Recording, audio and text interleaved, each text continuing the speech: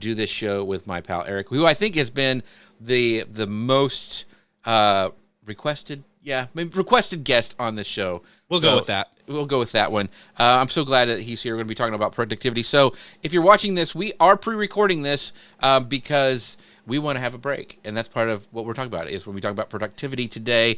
This is me being productive, and Grace could not make it today. So we are pre-recording this. This is going to go out on right before the new year. So this is the perfect episode. So I'm going to go ahead, since we don't have a lot of rigmarole going around, but I'm going to go ahead and hit go on the podcast machine, and we'll get started. You ready, Erik? Ready. Let's do it. Here we go. Hello, folks. Welcome to Social Media News Live. I'm Jeff C., and you're not. And this is the show that keeps you up to date on what's happening in the world of social media. And today we are joined by my pal, Erik Fisher, and today's show is all about being more productive in 2023. Erik, how are you doing today, my friend? I'm feeling good, ready to take some time off before 2023 hits, and use some of that time. I'm sure we're going to talk about this, especially because we're talking about productivity, taking some of that time to not just rest, but recharge and reboot into the new year. So, yeah. And if you don't know who Erik is, well, you're probably never listened to a podcast before in your life. But Erik is the producer and host of the long-running Beyond the To-Do List podcast. For almost 10 years, he's talked with experts on how to implement productivity strategies in their personal and professional lives. And he is currently an account manager at Now Marketing Group. Erik, before we get started here, we're going to be talking about how to start the new year right with a sense on intention and purpose. We're going to talk about productivity strategies for 2023. But talk to us quickly about the Beyond the To-Do List podcast. Like how you got started, like what's the origin story? Let's go do a Marvel origin story of like how and why you decided to start the productivity, Beyond the To-Do List many moons ago. Yeah, let's see. Okay, so my superhero origin story is a productive spider bit me that was radioactive. Yeah. And and I guess maybe that happened when I was young, like probably junior high school, somewhere in there. I just noticed that I was a procrastinator. I was not somebody who could stay on task very well. Come to find out later, adult diagnosis of ADHD when I'm sitting in a cubicle. During the year that my premature daughter was born back in 2005. Wow. So I'm already like lack of sleep and all that kind of brought things to the forefront. And I'm like, oh, you know what? I think I need to get tested. And I did. And they diagnosed it. And we tried, medicine and things. And I used it, but it was kind of, making me less it was benefiting me less. I was feeling like it was helping, but it was also like the pros and the cons. The pros went up, but the cons also went up. So it was like, ugh. So I kind of backed off everything and said, you know what? I can go back to, systems and workflows and all that kind of stuff. So putting structures in place and things like that. And I'd already been doing some of that and read Getting Things Done previously to that. And while sitting in the cubicle and, it was, and keeping lists and keeping, before smartphones, keeping a little, notepad that you flip open, the mini version of that you turn sideways. That's like just the reporter's notebook kind of, and just the clicky pen and just writing stuff down, capturing all the time.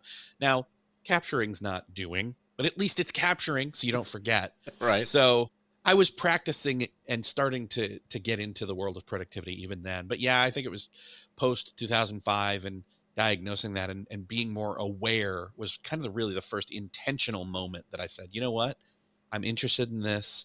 I want to do something with this, but only until years later, 2012, when I was phasing out of being a co-host on a certain podcast and found myself, well, I want to keep doing a podcast because I don't want to stop doing any podcasts at all.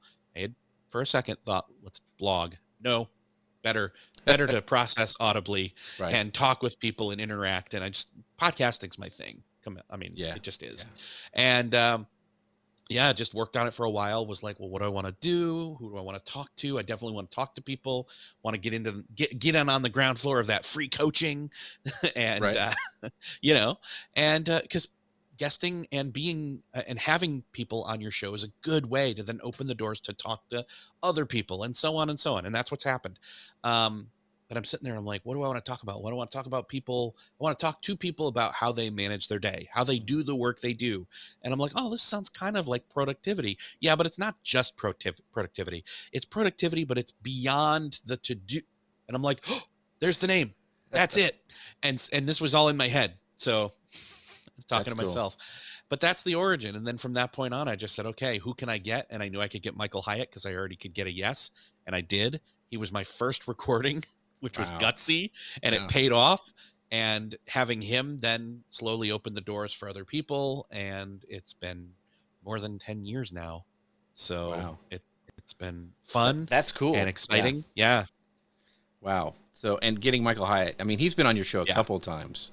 I mean, Yes. like, Well, more than a couple. yeah. He's been on about 4 or 5 times now. And in fact, he and his daughter are coming on in the month of January for their new book. So I'm really excited about that, to have them both on at the same time. Right. That's cool. He's been on a lot. So he's kind of like your Michael. He's my Eric Fisher kind of a thing. Like you've been on my show. That's Sure. That's what we'll call it. That. I'll take that. You'll I'll take that. Comparison. Okay. Sure. By the way, talk about being more productive. What makes this show happen, and it's a great way to be productive with your live video, is our friends over at Ecamm. They sponsor the show. You can find out more about them at socialmedianewslive.com/Ecamm. In fact, there's some really cool stuff right now. If you look at their beta, one of the things that I'm using for when I produce videos is in the beta right now is they have isolated video. So just like right now on their main software, where you can actually, when we're recording, it's recording Eric's track, his audio track, and my track separately, and whoever you bring on, it records a separate track, and it's really easy to mix for audio. They're doing the same thing right now in the beta with video. So you have isolated tracks. For me, for repurposing, it's going to be great. So that's going to be rolling out, I'm sure, next year as they kind of test it in beta. But if you want to get early access, go to their beta site. I think it's ecamm.com/beta, or beta if you're from the UK. And you can actually go download that. But go check them out, socialmedianewslive.com/Ecamm. Amazing. I could not do the show without them. And they also, last week we had, a couple weeks ago, we had Keely on talking about Discord. And if you'd like to join their Discord, you can go to ecamm.tv/Discord. It's a great way to join the community, ask your questions. I really love hopping in there and just checking out. Ecamm does community right. So it's a great place to hang out and talk all things live video. So make sure you check them out there. All right, Eric, back to productivity. So we are right at the cusp of the new year, and this is a great time to kind of go back and look at what you've done right, what you've done wrong. But what are some strategies for setting and achieving some productivity goals in the new year? Like, I know a lot of people try to bite off maybe more than they can chew. You know, Chris Brogan has the 3 things that he likes to do, or one word that's going to sum up a year. There's got to be a happy medium. So what do you suggest for people when they're trying to set some strategies for productivity for the next year? Yeah. So I'm going to go with the fact that I don't love to do New Year's resolutions, and we don't even need to go into that really. I just want to say that, like, you don't have to set these big, hairy, audacious goals and then try to meet them. In fact, sometimes there's so much pressure from that you're just bound to fail. And, I will refer you to John Acuff, for example, when he talks about goals, is to, be okay with setting it lower, because then if you can at least, but still make it stretch. But if you can set it to where you can get to a certain point, you're still further along than you would have been had you just set a super big goal, failed early, and then quit completely. Like, it's all about long-term, sustainable, incremental change towards something. And I think we all think that we've got to make these changes, or growth, or whatever you want to call it, insert your word here of change, that you've got to come out, that you've got to hit January 15th and be rocking and rolling, or else you're a failure. And I've experienced that too many times in my life to ever go that route again. And so what I've done this year is I've got some vague wants, some needs, some ideas that I've kind of let percolate and simmer for a while. I've not yet landed on anything for 2023, And the reason is because starting today, or really tomorrow after this recording, um, in advance of when it's going out, Right. I will have a stretch of time where I am not on anymore for the year. In other words, I've got a break. Right. And by knowing I had that break, I was able to intentionally say, okay, here's a bucket of things that first off, I'm going to do a whole bunch of nothing, and I'm going to rest, and I'm going to recharge, and then I'm going to reboot. And so I guess those are my 3 words. I didn't intentionally decide to do that. I don't think those are my 3 words for 2023, Right, but I right. think those are my words before 2023: rest, recharge, and reboot. And so in rest, it's okay, stop doing things. Do as little as possible for a while. Just kind of turn off all the switches, take the social media off my phone, stop doing, stop sitting down at my desk, Mm-hmm. all those kinds, stop constantly checking things, stop sitting in front of screens all the time. Now, that's not to say I'm not going to go watch some Christmas movies and TV with my family and friends, but it's going to be so much more of a savoring mentality than it is like an obligation. Right. Recharge is going to be, I am no joke. I am probably going to do like an advent calendar for all 10 days of my break, where it's like, oh, I did my nap today. How long did I nap today? That's going to be recharge, and try to sleep in, try to get to bed early, try to just reset, and not just with like sleep, but also with like, I'm going to indulge in some food, but I'm also going to treat those like cheat days, and the rest of the time really kind of pare back and just either do some intermittent fasting, do some like just not like cleansing or anything like that, but just like drink a lot of water and just reset the system. Yeah. And then as far as reboot, which is also like resetting, reboot is I mentioned those vague wants, needs gnawing at me, in my brain, in my heart, in my soul, whatever you want to call it. Like, I've been capturing those recently and saying, I feel off in this area. Okay, well, what is that? I'm going to allow myself, since everybody else in my house is off as well on break, I'm going to then take a break from them, since they'll be home. Right. I'm going to take a break from them, get out of the house, probably go to the coffee shop or something, take a few hours, and I'm going to leisurely go through and just kind of say, without putting too much pressure, what are the things that need to change? And it's going to be looking at morning and evening routines to reset. It's going to look at what times of day and what types of work I have felt have been out of whack for a while. Where have I felt like I need to step up in certain hats at work or at home, relationships, those kinds of things. I'm going to just kind of brain dump all of those and then mind map those a bit. And again, I'm not looking at this as like some big homework assignment or some, project of me, but I'm looking at it as just leisurely, casually do this without too much pressure and say, okay, identify some areas and then say, okay, what's, according to a 12-week year, what's reasonable to see some incremental progress if I put a few, low-hanging fruit or easy leverageable things in place for January through, let's say the first quarter ends at the end of March. So, January, February, March, what does that look like? And then what are some of the other ones that I can push off into the hopper for April through June, or July through, you see what I'm saying? The other quarters. So that's the approach that I'm taking this year, because that's where I find myself with time and energy and focus, and just how things have been, not just this year, but for like, say, the past 3 years, 2020, 2021, and 2022 are all a blur in my mind. And I feel like this is just okay, stop, reset, or like I said, rest, recharge, reboot. So one of the things, you and I both do the 12-week year, and a lot of people can think, well, that's great. You're going to try to cram more stuff in a set amount of time, and that's not really the whole strategy behind the 12-week year.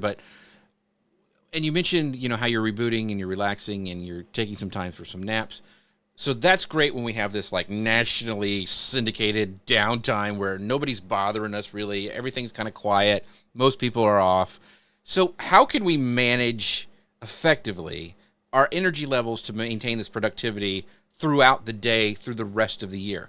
Like, it's really easy right now because I don't have a lot of people pinging me. Things are kind of, people are traveling, it's cold outside and stuff. But then after the first of the year, you maybe have a day, like one day of grace before stuff starts hitting. So how do we continue this? Like, how do we continue to make sure we don't get burnt out? We get those energy levels, which is, as I get older, that's what I need to manage probably more than my time is my energy level. So what are some, tips that you have to maintain that productivity throughout the day during like normal times? Yeah, for me, and so I told you about this earlier when we were talking, that as I was thinking about what we were going to talk about today, I just happened to see Tiago Forte, the author Right. of Building a Second Brain. He had posted something, and it just struck me as exactly where I'm at, and it kind of fits this question. He says, we tend to think that if we had more time, we'd do more, but time often isn't the issue. It's about more energy, motivation, and determination. And right there, I said, yep, you're right. Because Mm-hmm. in the past few years, there's been a couple of seasons there where I've suddenly had a lot more time on my hands that I could have used way more wisely than I did. And it wasn't a lack of time that was the issue as to why I didn't get more done. It was lack of energy, Right. which is more physical but can be somewhat emotional, motivation, which I would strike as more mental and emotional, and determination. And I thought to myself, those three things are the things that I really need right now, especially in some of the stuff that you and I have talked about that I really want to or need to be Right. working on. And I'm like, yeah, I know I need to do that thing, But when? but Yeah. I just don't feel like it. And I think the key here is it's not, time definitely does play into it. You need to have more, you maybe need to have more time, but I don't think it's necessarily more time so much as it is delegated time or themed time set aside, calendared, in other words, protected, with boundaries set in place, with nothing else able to take that time. Distractions, boundaries put up so that distractions can't happen, and so on. But when it comes to energy and productivity, again, it's why I'm going to take a whole bunch of naps, because I'm just going to get back into feeling like I'm more well rested overall. Right. Like I said, the morning and evening routines, and especially even stress, because like me, I've expressed this before. I can get to bed at a great time. I Right. can be asleep before 10. I can then wake up at like 4 something by accident and Right. then not be able to get back to sleep. And I Right. don't want to be up that early, but just have to. And Mm-hmm. so, and I don't want to be pounding coffee all day. So it's more about so there's one factor, it's sleep. Another factor is then stress. Another is definitely exercise and diet. It's about not eating heavy lunches. It's why you and I Right. both love sushi. One of the benefits of sushi Yes. is that it's not going to make you feel like you've got to unbuckle your belt from Thanksgiving dinner after Right. a Right. lunch, and then Oh, that sounds after your good. afternoon is, it does sound good, man. Now I Anyway, need sushi. uh, Yeah. instead of squirrel, it's sushi. Um, Right. it's one of those things. So there's all these different variables, and these are a lot of these are practical things, but we don't Mm-hmm. think about how to apply them practically. Right. And so for me, again, part of my reboot is resetting on all these things. It's analyzing, like, okay, you know what? One of the times that I had the best energy in my life was doing Tim Ferriss's Slow slow carbs. carb Yeah. Yeah. diet. Yeah, and I enjoyed it because I was making all these variants of scrambled eggs Mm-hmm. with some spinach and like some hot sauce thrown in the Mm-hmm. mornings, and I was and just having all of that really made me feel healthy, and I had mental clarity, and I had energy and focus throughout the day, and I wasn't weighed down by not just stress and emotion, but my Mm-hmm. physical body. Right. So Yeah. that's a lot of where I'm coming from. And so and to a degree, like you and I both know this. You went through a health transformation. You lost a bunch of weight Right. back in, I forget which year it was, and Right. you got to a certain place and plateaued. I've kind of had ups and downs. Mm-hmm. That's one of the biggest things. So this is one of the biggest things I'm resetting in terms of, long term for the year. Like like this moment in time right now is like a line in the sand for Right. me with all of this stuff. So I want to go back because you mentioned really quickly, you talked a little bit about sleep. And I think that's more and more important, and it's becoming more and more prevalent in the news, how important it is. And, we have our Apple Watches now that track our sleep. We have all these tools. But you had, and it was a book you both and I read, and I don't know if you know the episode number off the top of your head, but you had the author of, I think he's been on a couple times, your show about sleep, and I can't remember his name, but I'd really like you to point people to Yeah. your show where they could find that, because it was really eye-opening about sleep. Or eye shutting. Eye shutting is what it should be. Yes. But do you have those? Do you know who I'm talking about and what episodes are? I believe it's either Sean Stevenson or it's Dr. Michael Bruce. They both have good. been on talking Yeah. specifically about sleep in different aspects of it. And so, and honestly, if you just go to beyondthetodolist.com and type in the search bar the word sleep, you'll find all the episodes that bring that up. Yeah, and that's really good. And so they won't put you to sleep, but they're really, really fascinating. No. Especially, I think I've read both of those guys' books, and they really do have some things throughout this next year what you can actually help yourself by. We talked about how can we keep this going, not just a certain amount of time, the start of the year, New Year's resolutions, but a practice that you do. And I think sleep is the one hack that just really does scale and gives you, once you fix that, everything kind of falls in line. Your health, your productivity, your energy levels, all that stuff. A lot of that has to do with the core of that sleep. And so I recommend those episodes that Erik has on beyondthetodolist.com for getting some more information about that, because they're really, really good. So that's just one tool, and I want to jump into like tools that we can use to kind of streamline or automate our work processes. One of mine is just really simple that I use, and you can't see it, but behind me this thing folds back, and I bought it for the last 4 or 5 years. But John Acuff has a calendar. It's like one of those. It's a year calendar, and you can write on it with dry erase markers. I get it every year from him, and he's got little quotes from his book because I'm a big fan.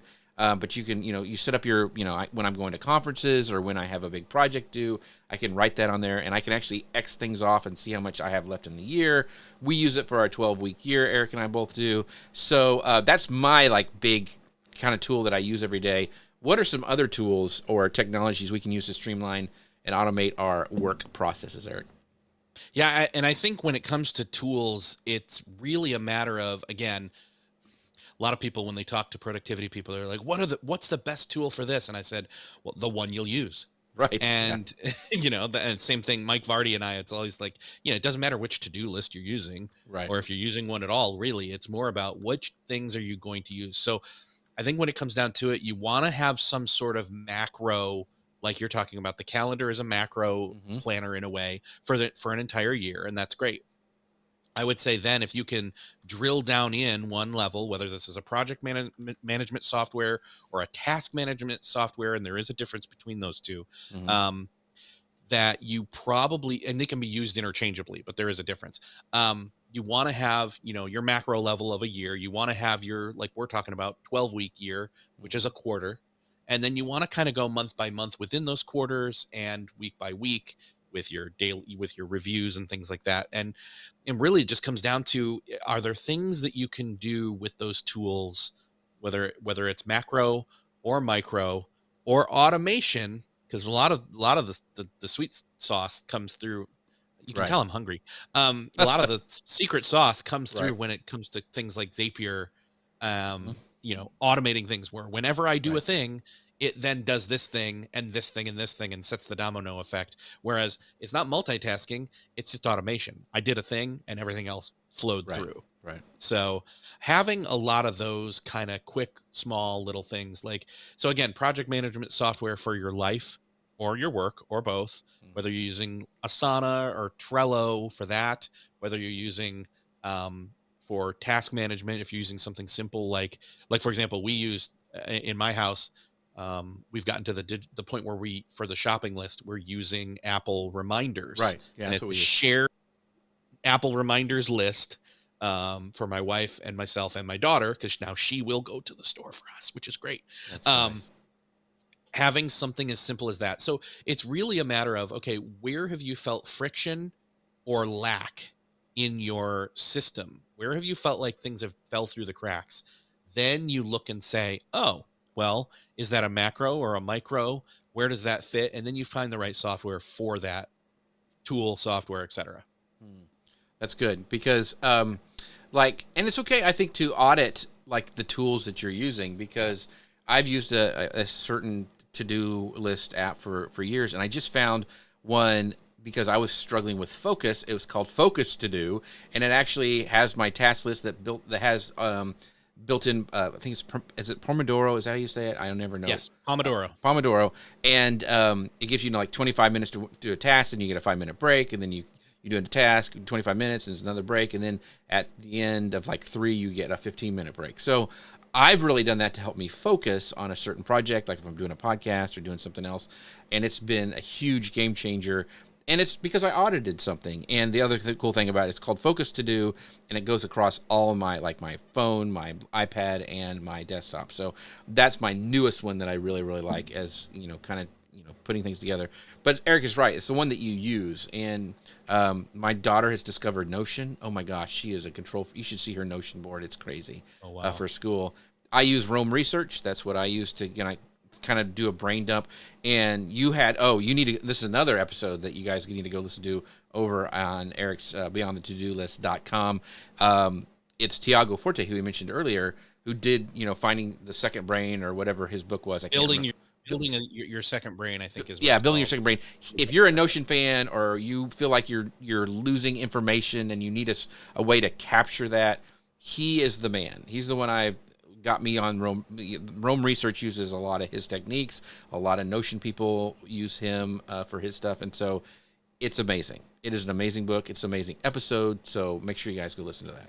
I do want to call out that identifying that need of, I have it. You know what? I'm going to be fair. I don't have a second brain. I've cobbled together pieces in the past where I've kind of faked it, Mm-hmm. but I've never officially set up a second brain legit. And that is one of the things that I want to, right. That is one of the things on my list for this break.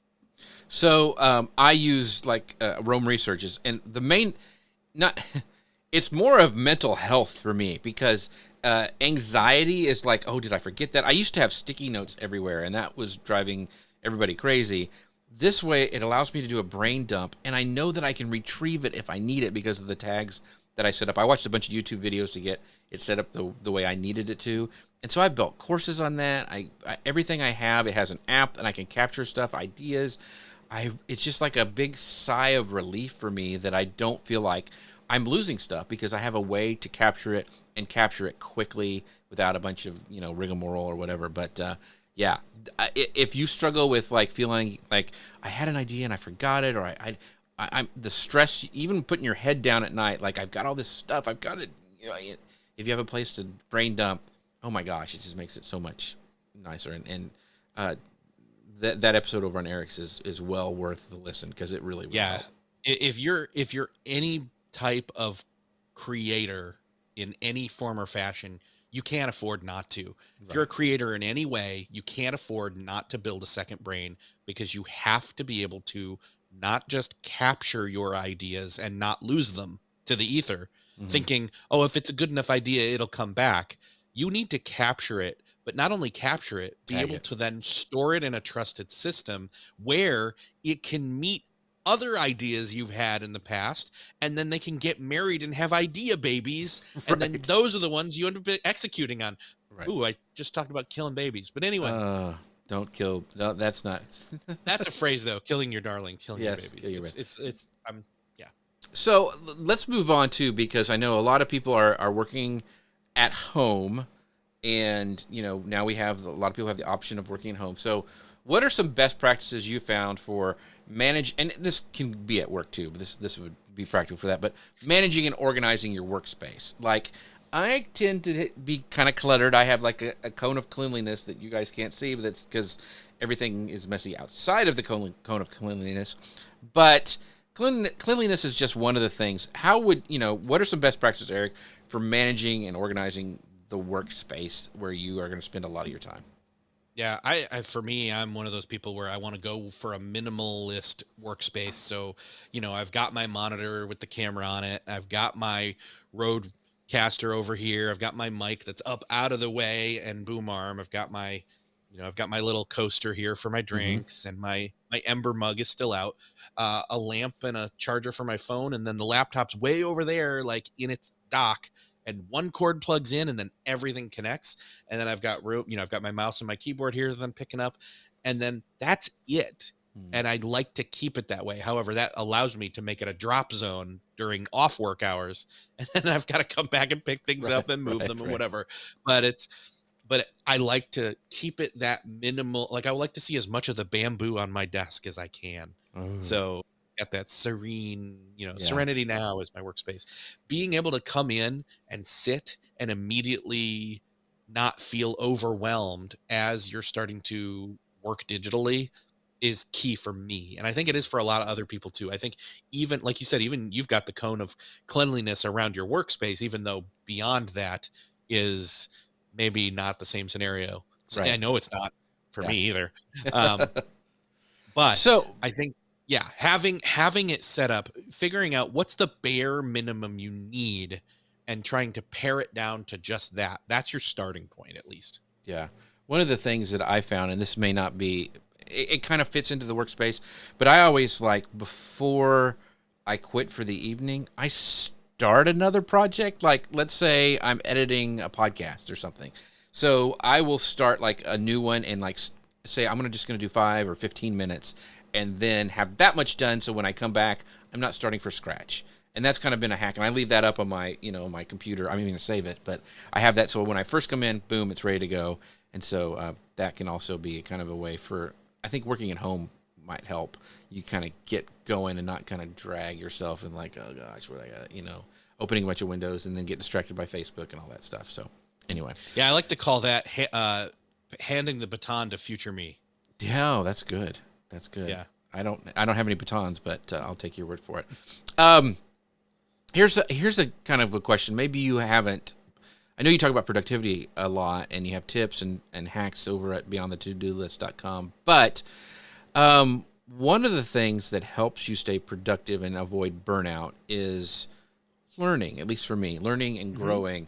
So, what are some ways that you have found that we can continue to learn and grow and stay productive and relevant in our fields? Like, are there some hacks that you have? Do you have like lists or certain like website summaries that you go to? How do you like stay up? Because productivity is a big field, and there's a lot of different people who have different like, niches that they really specialize in. How do you stay up to date on what like is new in the productivity market? Well, I try to stay. I mean, I subscribe to certain newsletters from certain people. I don't, because those get into, beyond the filter. I don't Right. have to go out looking for them. I've already curated them, and they're coming to me versus me looking for it. Um, I think one of the key, and so setting that up is, picking and choosing your channels and your inputs is one thing. Um, Another is, you and I have both done, what is it, masterclass before? Yeah. Mm-hmm. And there's tons of great lessons on there, whether it's specifically in your field or if it's outside your field, but then you can apply it to your field. Like, I'm thinking Steve Martin and his comedy Oh yeah. class that's in there, we both love.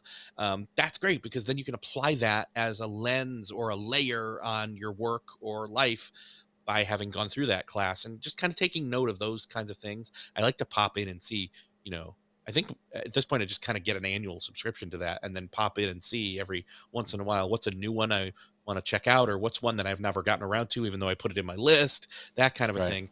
Got to make time for it though. Got a bucket list, not bucket list, block Block out time. that Yeah. time, block Yeah. the time for it. And sometimes it's as easy as just watching it on an iPad while you're on a treadmill or a bike. But And I think what yeah. you're saying, like, there's another one. Gosh, it's all about documentaries. It's a lot of the YouTubers share it. Is it? Oh gosh, but it's all documentaries. Oh, You know what I'm talking about? It's not I Discovery. It's something else. But yeah, I'm blanking. the thing is a lot of times you can find stuff outside of your field that you, if you're doing like we talked about, creating a second brain, you can see those things and they start to kind of flow together, and you can see like, oh, that is connected, or I could use this story over here for this. And so once again, finding those things outside, even like watching a Marvel movie, sometimes you can take, oh, that'd be a great story that I could put in my blog or talk about on a live show or something like that. And Grace, I use Feedly, and you mentioned about curating Yeah. newsletters. Feedly's great for that, and Grace has like this super like curated thing she's got over the years where she gets all the social media news articles, and it's just it's amazing. And she won't even share it with me, so that's how super secret it is. But Yeah, I mean that's one an RSS reader mhm, like subscription setup. I mean Google Reader, but RIP Google Reader. yeah, But moving on to Feedly and a few others, I kind of over time said, you know what, I don't want to just follow specific sites and channels. It was more trusted voices right, and people who I have vetted and curated into, again, newsletters. yeah, I want to see what they've packed up for me as a member of their audience or community intentionally, hmm, and then I create specific folders mm, for those in my email so that they don't go to my inbox. They go over to the side. It's like you create a rule in Gmail where it's um, skip the inbox, right, don't mark it as read, and put it in the specific folder. And that's exactly what I do. And then I can see that there's some over there, but I don't have to jump in there because it's that's not great, urgent or important. yeah, Also, a tip or trick for that is if you have like newsletters where they've got great deals and like sales and all those kinds of good right, things, create a folder for that and send all those into there. Check it once a day. It's like you then don't have to keep getting hmm. distracted throughout your day in your inbox by those things. Yeah, one of the things, and I think you brought me onto this, or Hyatt did, who was on your show, but was I use SaneBox, so that's where Hmm. I train things to go. You do it a little bit more manual. More manual. I use SaneBox to put it in where I can say like ignore it or go into the black hole where I'll never see it again, which is pretty amazing. But yeah, Feedly is for me the one that I use to curate all that stuff because I just like it. And one of the hacks that I have done this past year. And then once again, it's more for my mental health. It's like I don't check news. I'm a news junkie, and like I love Apple News because it's on my device. I can do that. But I've made a rule for myself, and I'm really, really good about it now because it makes a big difference. Is I don't read any news during the week. On Saturday, I allow myself to read the news. Now, industry-specific news comes to me in my Feedly. I can get like if Apple comes out with a new watch or there's new live video stuff that I've curated so I can read it, and I read Feedly every day. But I don't get all these other news articles where the world is burning and that we're all going to die in the next 10 minutes, which helps my mental health. So if you're struggling with that and you're a news junkie, do that rule. Like, I'm just not going to read it until the weekend. Then you can be miserable on the weekend, and then you come back to work and you're fine. So Yeah, that's what, mute it all. Figure yeah, out, yeah, again, this is your channels and your inputs and choosing them ahead of time. right. So let's go on to one of the things I think people struggle with the most. I know I do, and the focus. We talked about this focus to-do list that I had been using this year that helps me kind of focus and has my task list. But that doesn't matter if you don't have a way to prioritize what tasks to do. So, what is the best way, Eric, that you have found to prioritize tasks when you're sorting them? Because we can have a never-ending task list, and we can focus on things that really don't move us forward.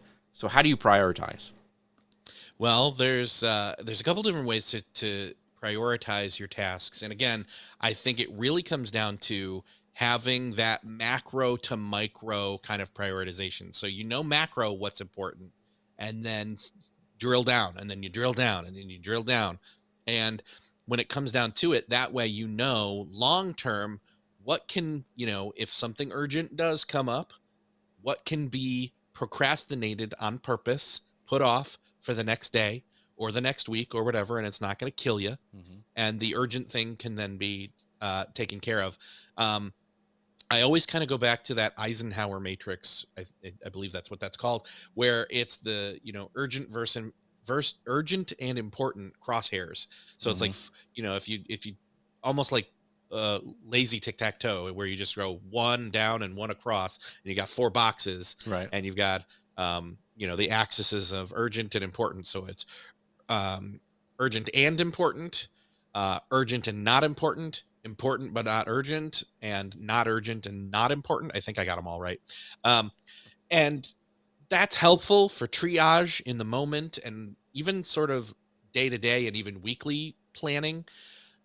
But you want to move beyond that and be really focusing on always doing something that's important.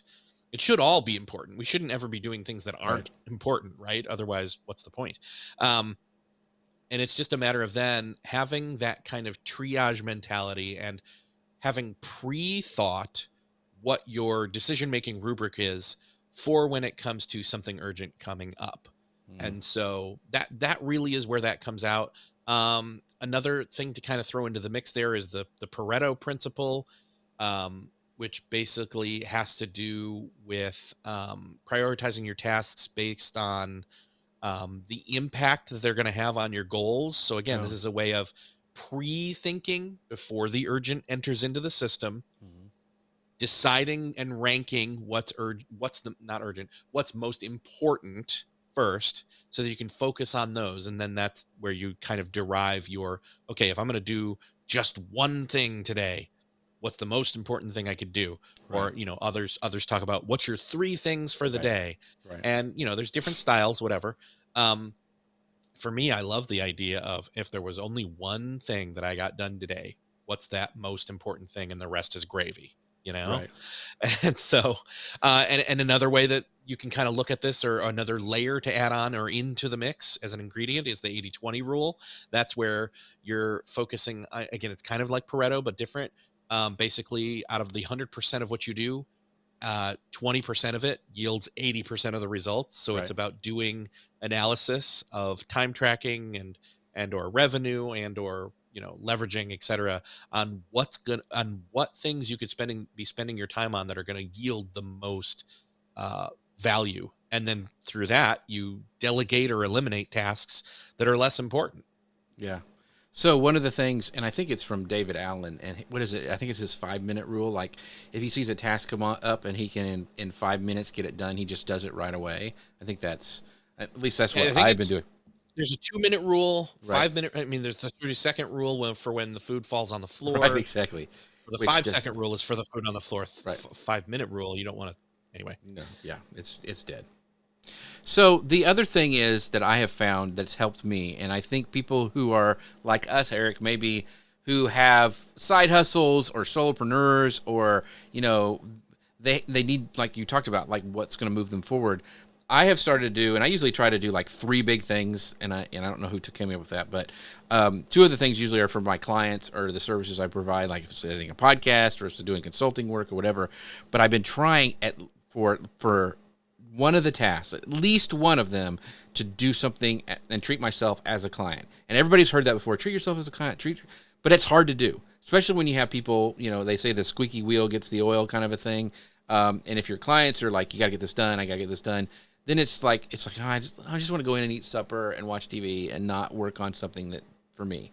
So what I've been trying to do is doing one thing for me, for my company as a client, that I would do either first thing or right at the beginning of my workday to get it done. Because that, you mentioned the 80% rule, and that a lot of times the stuff that we have to do for our own business is in that 80%, and trying to focus on that. So what are your thoughts on that?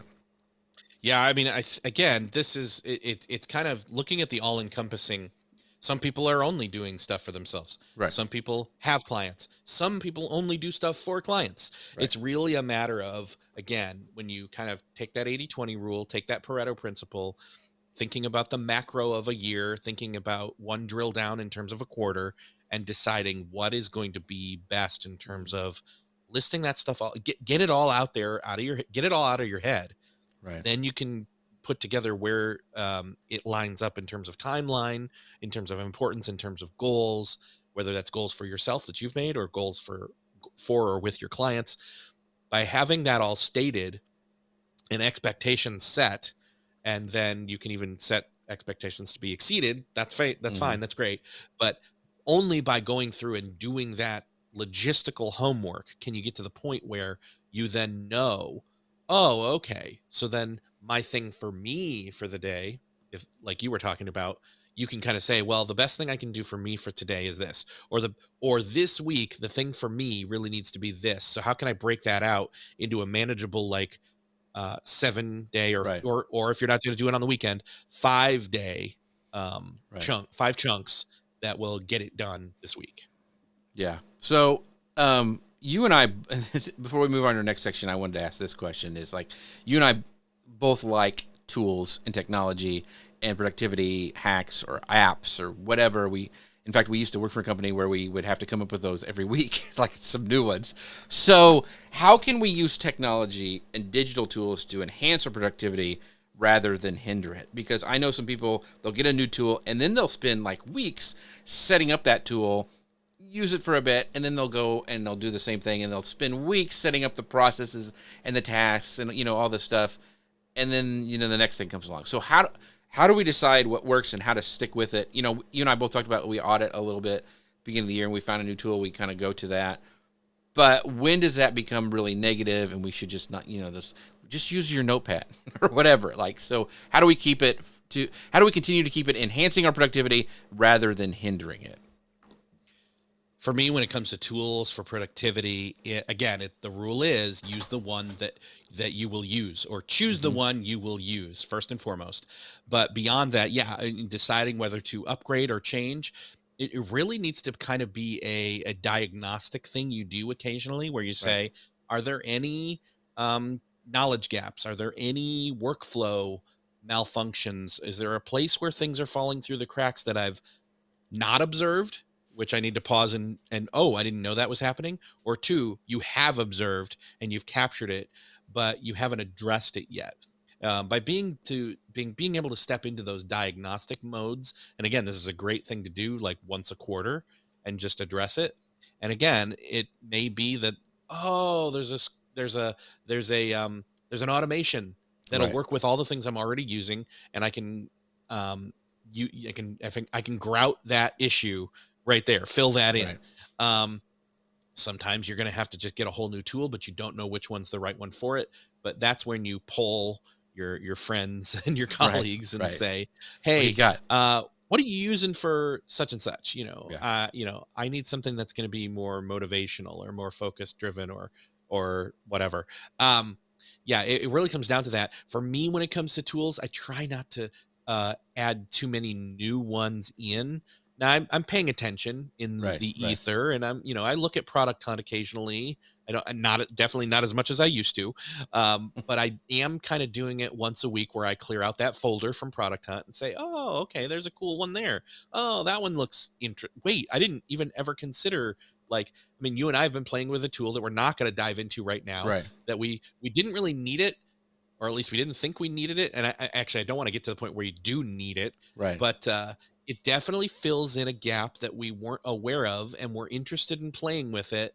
I don't really want to elaborate on it, but it's productivity. It's one of those tools. But it's productivity. And it's like, it starts to, as we became aware of it, we've investigated it a bit.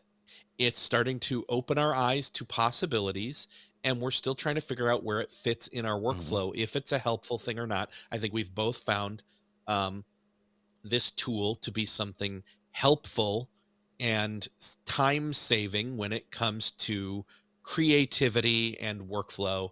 And so I think that's really the test there, is you almost don't want to go full in. It's not like moving where you're like, okay, that old house is sold and I've got to move all my stuff, because you don't want to move over and over and over again in real life or in productivity. But when it comes down to it, you really just need, it's all about getting stuff done. And honestly, I try to get off the technology as much as possible.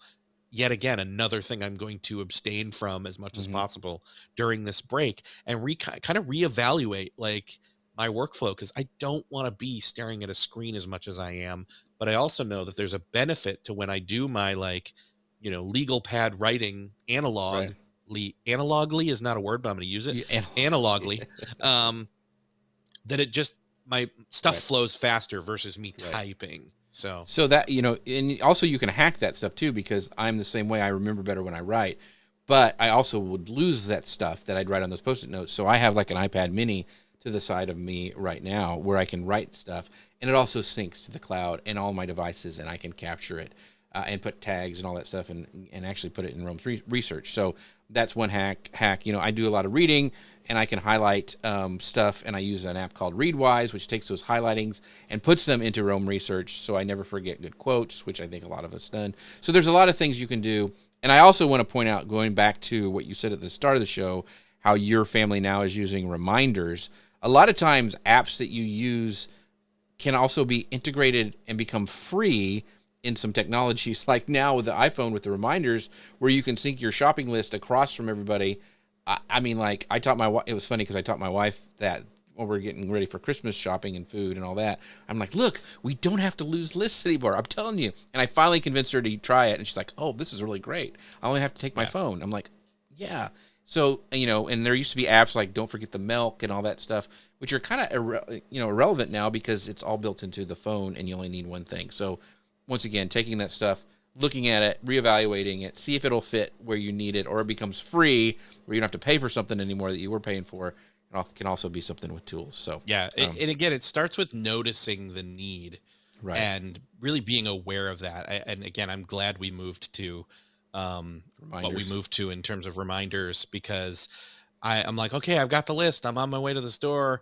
If you think of anything else on the way, just add it to it. And right. she's adding 2 or 3 more things while I'm Right. driving. And then I'm there and I'm like, oh, this is a much longer list now. Okay. That's right. And the other cool thing is you can also go, hey, voice assistant, add this to and that's really handy too. As well. That's another easy way. Like when you're driving. Yep, exactly. Yeah. All right, so our last segment. Before we do that, I want to make another big shout out to our friends over at Ecamm. Make sure you go over to them at socialmedianewslive.com/Ecamm. They are what makes this show happen, and it also is a great productivity tool. You not only can use it to go live with, but you can also use it to create presentations, which is I do. I use it for when I'm creating my product videos for Amazon. It's awesome for all sorts of stuff. So try to think outside of the box too, and you can really be productive with some software. So make sure you go check them out at socialmedianewslive.com/Ecamm, and appreciate them for sponsoring the show.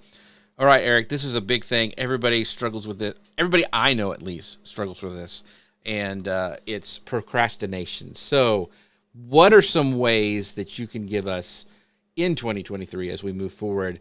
How can we stay motivated and avoid procrastination?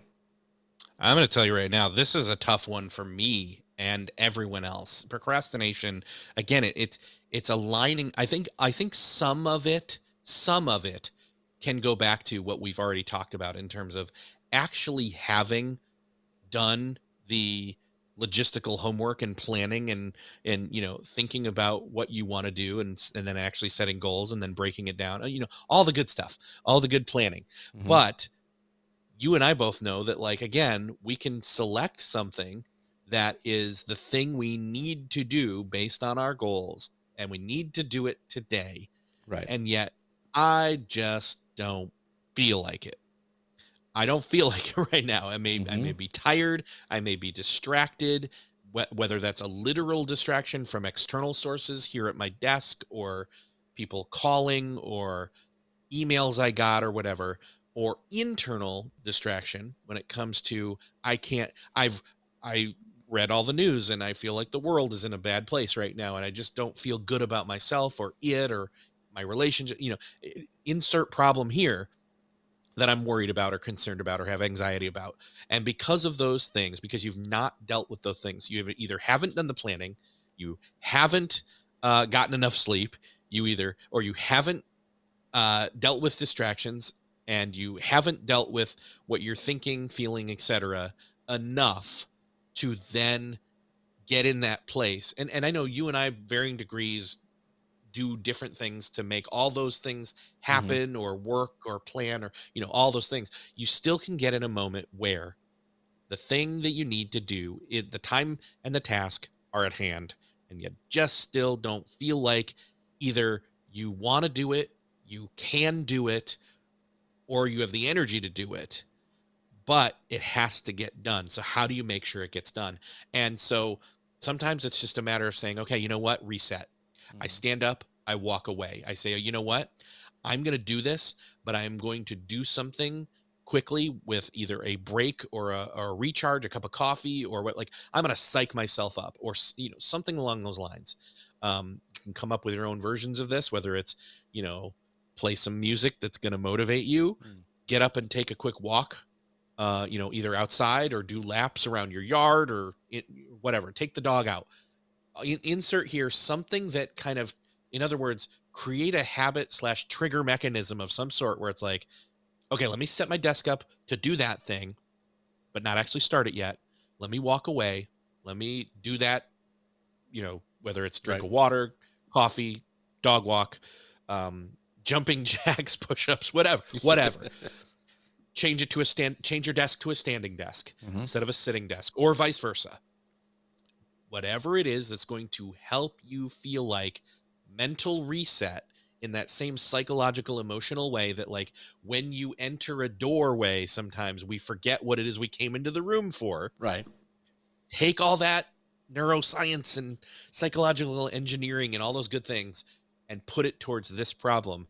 And I have started to find that this is making a huge difference for me. If I just get up, walk away, reset, a lot like Pomodoro method.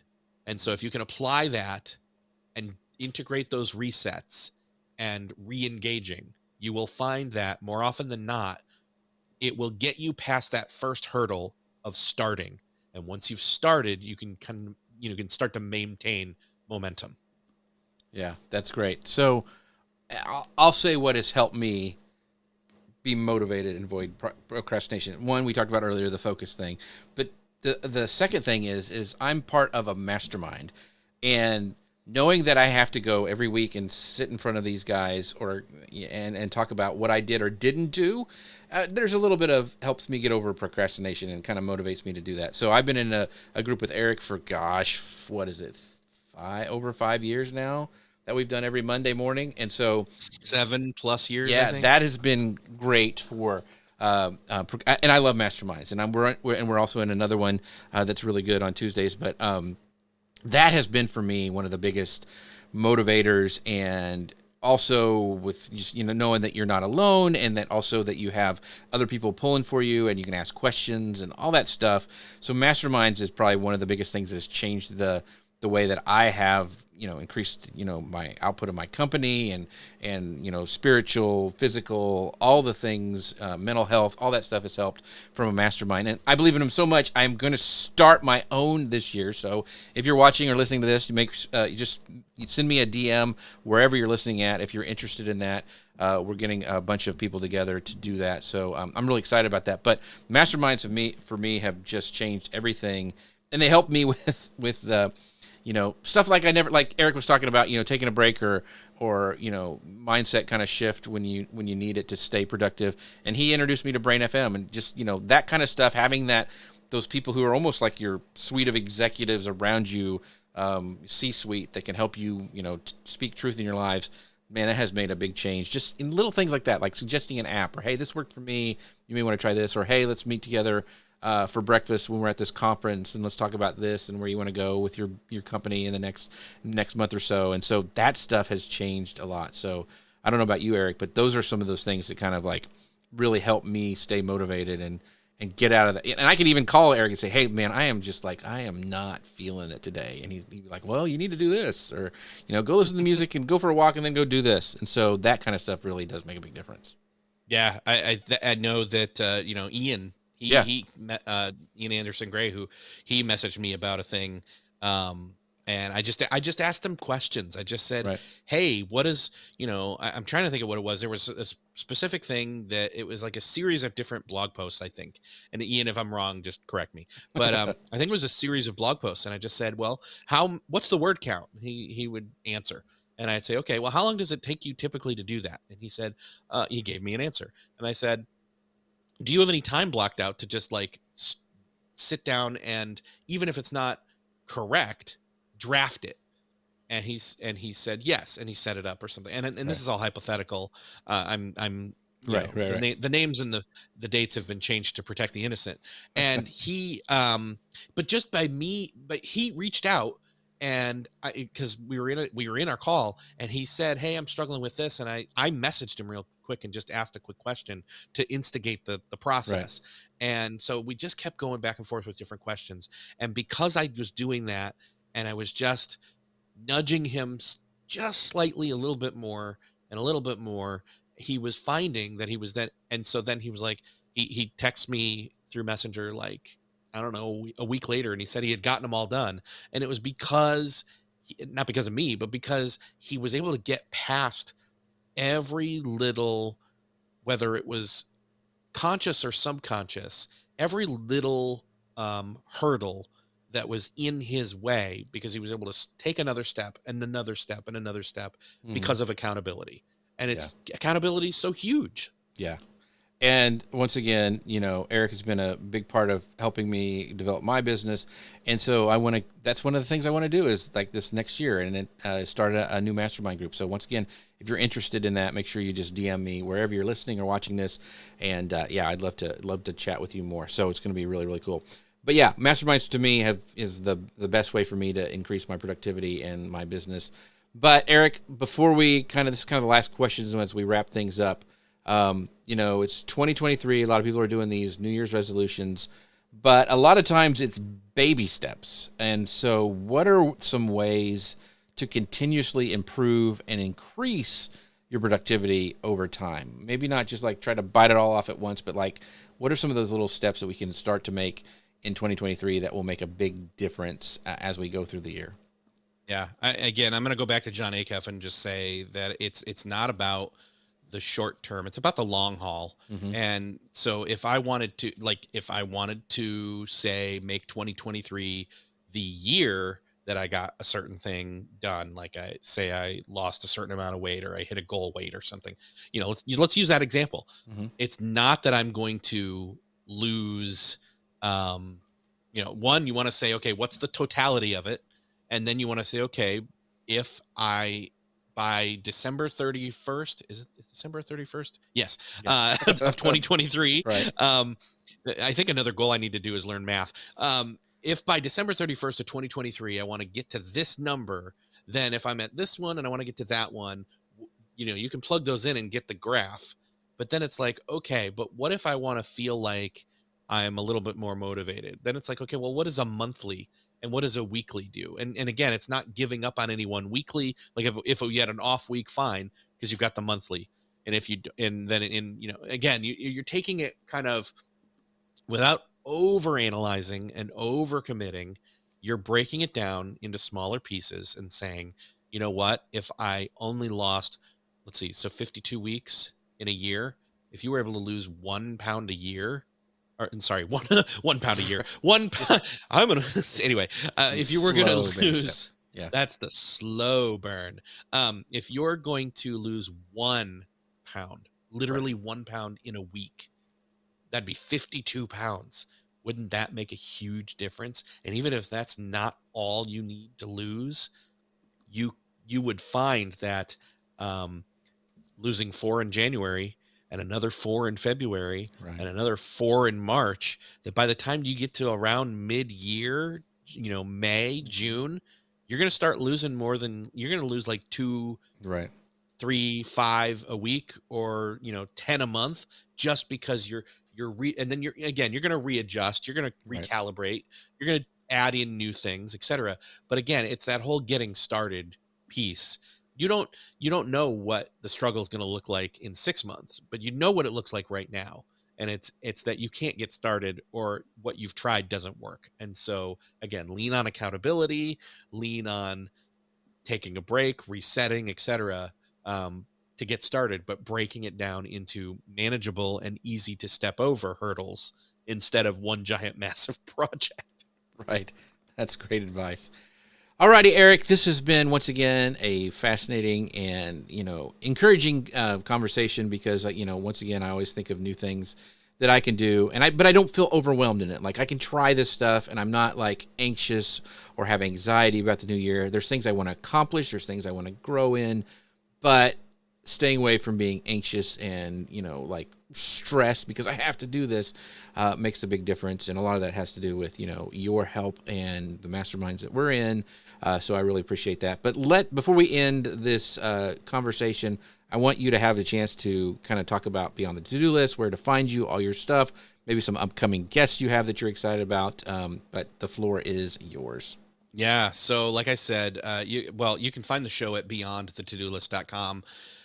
So there's like over 450 back episodes at this Mm-hmm. point. So you can go, if there's a specific topic you're curious about, like I suggested earlier with sleep, go there, type in the search box sleep or procrastination or creativity or, whatever word it is, you're going to find episodes that you can then start to, listen to and start with in terms of your journey, and then subscribe, or I should say follow these days. They've changed the terminology. Right. But that's one place to start with. And then coming up in January, I've got a great conversation already in the can with Chris Bailey. That one's all about leaning in on this, using technology for its pros and having the right relationship with it to put the cons of that technology at bay.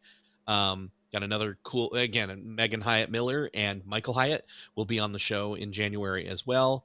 And a few other really cool ones in the works, not yet committed, but close. And so, but yeah, at least you can get started with whatever topics you're interested in right now. Awesome. And make sure that you guys go follow Erik at beyondthetodolist.com. That's where you can find everything out about him. Once again, great. I was listening way back in the day on his show about productivity, because it's really, really good, and it's got a huge back catalog. So if you're needing something to listen to while you're driving to and fro Grandma's house through the woods, that's what you can listen to, because it will help you and bless you and all sorts of good things when you listen to Beyond the To-Do List. So the other good thing that you can listen to and be a part of is our friends over at Ecamm. Make sure you go follow them and sign up at socialmedianewslive.com/Ecamm. Once again, thank you to them for sponsoring the show. We did miss Grace. I hope she's having a great time. I think she's chilling out. I don't want to say where. At an undisclosed location, having fun with her family for the holidays. The North Pole. Yeah, appreciate her. She's helping Santa get ready. And with that, we thank you guys so much for watching. We would not be able to do the show without you, and we will see you next time. Bye, everybody.